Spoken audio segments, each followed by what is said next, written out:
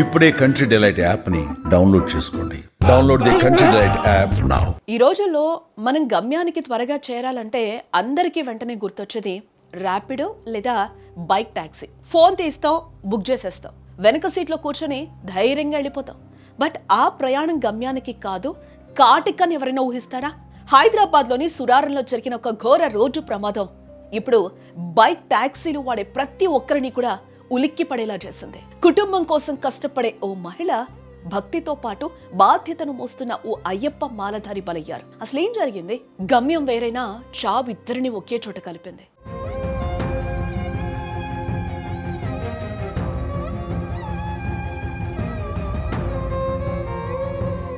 సురారం వెంకట్రామ్ నగర్ కి చెందిన జ్యోతి తన భర్త శ్రీకాంత్ తో కలిసి కిరాణా షాప్ నడుపుకుంటూ ఉన్నారు.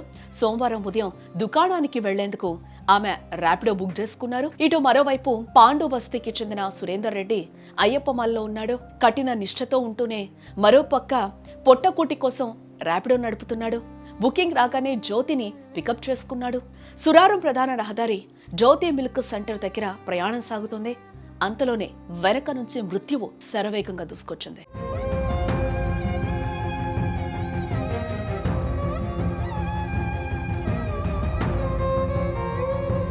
ఒక టిప్పర్ లారీ ర్యాపిడో బైక్ ని వెనక నుంచి బలంగా ఢీకొట్టింది.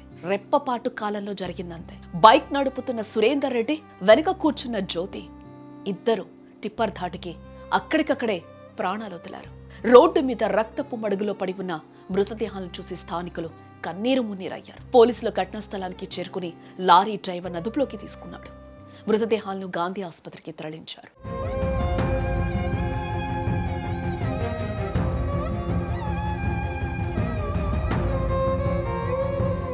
చూసారుగా, జ్యోతి ఇంటి నుంచి బయలుదేరేటప్పుడు సాయంత్రం త్వరగా వచ్చేస్తానని చెప్పుంటారు సురేందర్ రెడ్డి.